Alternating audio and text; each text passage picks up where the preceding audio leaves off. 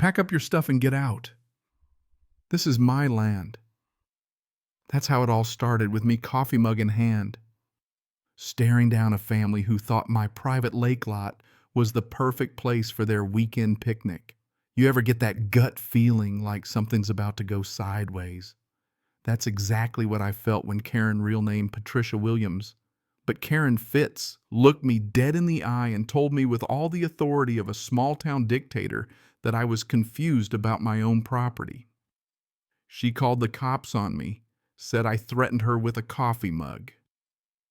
6 months later, she's paying me $850 a month just for the privilege of never having to see my face again.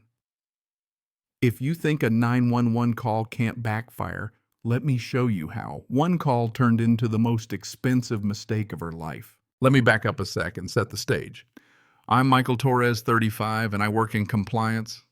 Yeah, the guy who reads the fine print no one else bothers with. I spent 3 years scrimping and saving for my dream lakefront house.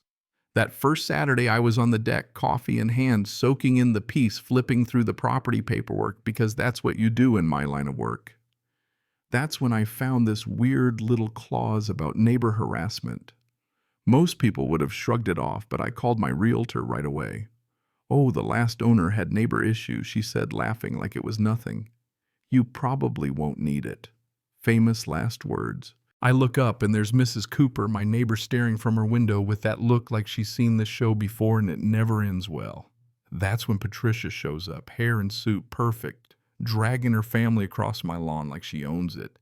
Her husband looked like he'd rather be anywhere else, and their kids carried a pile of picnic gear straight to my dock.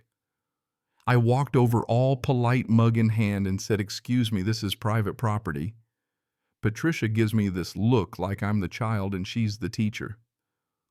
"Waterfront access is a community easement," she says. "I've managed this place for 15 years. You must be confused." You know what I mean? The audacity. I brought out my deed, the survey, everything. She didn't look once, just waved her hand. "I make the rules here." That was it. She whips out her phone, calls 911, and puts on the show of her life. There's an aggressive man threatening my family with a coffee mug. My children are terrified. I looked at my mug and back at her. Was I in the twilight zone? Her husband, Oliver, looked ready to melt into the grass. Cops show up. Officer Rodriguez, cool-headed. He checks my papers, listens to Patricia's rant, looks at my mug, and finally tells her, "Ma'am, you are trespassing." Then he hands me a card. "Keep this. It documents her trespassing and the false report. You might need it." At the time, I thought it was just bureaucracy, but that slip of paper would turn out to be my golden ticket. Patricia left fuming, but not before warning, "You have no idea who you're messing with." And man, I had no idea. 48 hours later, I get a certified letter from the HOA signed by Patricia. Aggressive, antisocial, dangerous, disrespectful. Every accusation in the book. All fiction. Turns out Patricia had ruled this place with an iron fist for years, and now I was in her crosshairs. From my window, I watched her do the rounds, clipboard in hand, knocking on doors, whispering about how unstable I was, how her kids were afraid, how I was a lawsuit waiting to happen. She played the classic move, create fear, then offer herself as the savior. The Thursday HOA meeting felt like walking into a firing squad. The room was packed. Patricia gave a performance for the ages, painting herself as the victim, and me as some madman with a coffee mug. When my turn came, I didn't lose my cool. I just read Officer Rodriguez's report word for word. Patricia Williams trespassed on private property. No aggressive behavior observed. Silence. People looked confused. Then I pulled out the HOA bylaws I'd spent all week reading. Turns out Patricia had skirted more rules than anyone. I had photos of her unapproved deck landscaping blocking access cars parked illegally. "Do the rules only apply to some of us?" I asked. Patricia blustered, but the spell was broken, at least for a moment. Then came the twist. Mrs. Cooper, the treasurer, slipped me a manila folder. Inside, decades of financial records, receipts, and notes. "You seem different," she whispered. "Maybe you can finally stop her." I went home and dug in. Patricia had been paying herself thousands every month from HOA funds through a shell company for community beautification. Her own house, her own landscaping, 47 grand over 3 years. I found emails her threatening the treasurer, justifying payments to her own company. She called her home a model property that benefited everyone. And I realized this wasn't just petty neighbor drama. This was organized theft.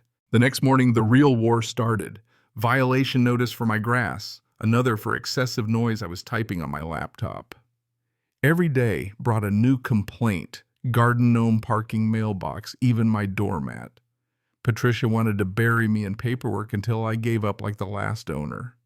But she'd picked the wrong guy. I'm a compliance pro. I keep records.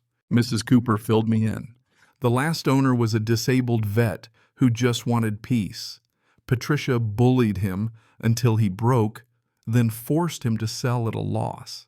That's why he added the harassment clause to the contract. Suddenly, everything clicked. That clause meant if I documented harassment, Patricia would have to stay 500 feet away or pay me $850 a month until she stopped. When Patricia sued me for $200,000 in defamation, I almost lost hope. Her lawsuit was thick, expensive, and designed to scare me off. But I brought everything to my lawyer, including that weird clause. He lit up. "You have an ironclad case. We can countersue for harassment. She has no defense." The moment she got served with our counterclaim, everything changed. If she chose the 500-foot rule, she'd lose access to everything: the lake, the pool, even the bus stop for her kids. She'd have to move or pay up. Word spread fast. Patricia tried a last-ditch campaign to turn the neighborhood against me, saying I was using legal technicalities to destroy her life. But Mrs. Cooper stood up at the next meeting and told everyone the truth about the money, the bullying, and the veteran who came before me. Even Oliver, her husband, finally admitted he'd known all along. That's when Patricia's world fell apart. Her own family turned on her, her allies evaporated, and the DA started sniffing around the HOA books. Facing criminal charges, financial ruin, and divorce, Patricia folded. She dropped her lawsuit, agreed to the monthly payments, and signed a public apology. As she signed, her hand shook. "I hope you're happy," she hissed. I just nodded. "I'm happy I never have to see you on my dock again." 6 months later, my property looks better than ever, every improvement funded by those monthly checks. The HOA elected Mrs. Cooper as president. Every expense is transparent. Patricia's a ghost head down invisible. Her money's gone to fix the dock, install cameras, and set up a legal aid fund for anyone else fighting HOA abuse. We've helped a dozen families already vet single parents, people like the man who came before me. And just last week, that man came by, sat on my dock, sipped coffee, and said, "You finished what I couldn't." The lesson: never let a bully win because you're scared to fight. Know your rights, document everything, and sometimes the sweetest revenge is building your dream life with their money. Now, I want to hear from you. Who was right, me or Patricia? Should HOAs even have that much power? Comment below, share your own stories, and tell me, what would you have done if someone tried to run you off your own land? Because in the end, justice is a community effort, and there's always another Karen waiting around the corner.